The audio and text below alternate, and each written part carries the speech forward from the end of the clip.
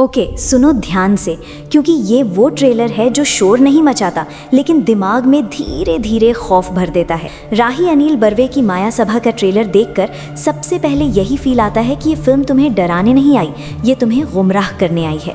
ये उस तरह का सिनेमा है जो आंखों के सामने सब कुछ रख देता है लेकिन फिर भी तुम्हें कुछ नहीं दिखता, और शायद इसी वजह से इसका प्रमोशन भी उतना ही रहस्यमय है जितनी इसकी दुनिया। न ढंग का मार्केटिंग शोर, न बड़े चैनल, न चमक दमक, जैसे मेकर्स जानबूझकर कह रहे हो कि अगर तुम्हें ये फिल्म मिल गई तो समझो तुम इसके काबिल थे। और ट्रेलर शुरू होते ही जो अंधेरा है ना, वो सिर्फ विजुअल नहीं है, वो उस दिमाग का अंधेरा है जिसमें यादें सड़ चुकी हैं। एक बंद पड़ा थिएटर, टूटी कुर्सियां, जमी हुई धूल और बीच में जावेद जाफरी, जिनकी आंखों में ऐसा खालीपन है कि डर लगने लगता है। ये वही जावेद है जिन्हें हम कॉमेडी में हंसते देखते आए हैं, लेकिन यहाँ वो हंसते नहीं, यहाँ वो भूलते हैं, और उनकी भूल ही सबसे बड़ा हथियार बनती है।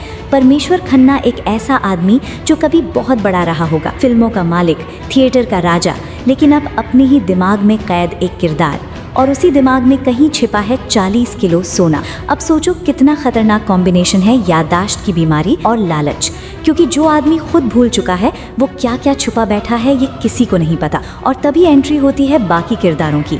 मोहम्मद सामत, जिसकी आंखों में अपनापन कम और हिसाब ज्यादा दिखता है। दीपक दामले, जिनका चेहरा देखकर ही लगता है कि यह आदमी कहानी से ज्यादा राज जानता है।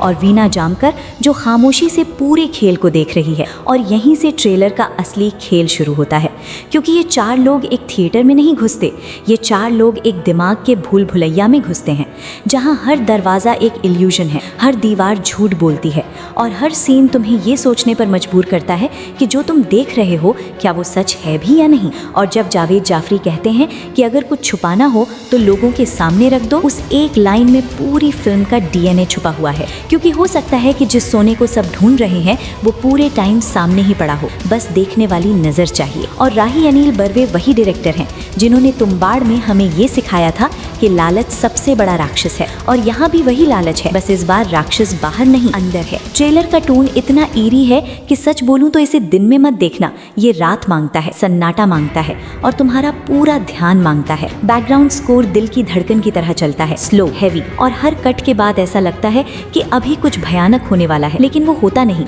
और यही सस्पेंस तुम्हें बांध कर रखता है। ये ट्रेलर तुम्हें कहानी नहीं बताता, ये तुम्हें बेचैन करता है, और यही इसकी सबसे बड़ी ताकत है। क्योंकि आज के टाइम में जहाँ हर ट्रेलर पूरी फिल्म सुना देता है, वहाँ माया सभा तुम्हें सिर्फ सवाल देता है, और सवाल हमेशा जवाब से ज्यादा खतरनाक होते हैं। एक्टिंग की बात करें तो जावेद जाफरी यहाँ परफॉर्म नहीं कर रहे, वो गायब हो चुके हैं अपने किरदार में।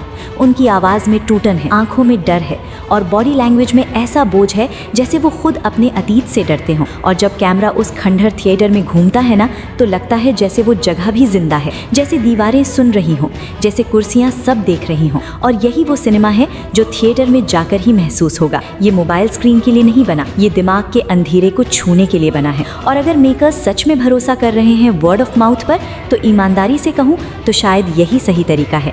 क्योंकि ये फिल्म हर किसी के लिए नहीं है, लेकिन जो इसके साथ जुड़ गया ना, वो इसे छोड़ेगा नहीं। माया सभा कोई फिल्म नहीं लगती, ये एक ट्रैप लगती है, एक ऐसा जाल जिसमें तुम खुद खुशी खुशी फंसना चाहोगे। और ट्रेलर खत्म होने के बाद जो सबसे खतरनाक चीज होती है वो ये कि तुम्हें डर नहीं लगता, तुम्हें सोच लग जाती है, और वही सोच तुम्हें थिएटर तक खींच कर ले जाएगी। तो अगर तुम्हें अलग सिनेमा पसंद है, अगर तुम्हें वो फिल्में पसंद हैं जो खत्म होने के बाद भी पीछा नहीं छोड़ती, तो माया सभा को नजरअंदाज मत करना, क्योंकि हो सकता है इस बार सोना फिल्म में नहीं तुम्हारे एक्सपीरियंस में छुपा हो।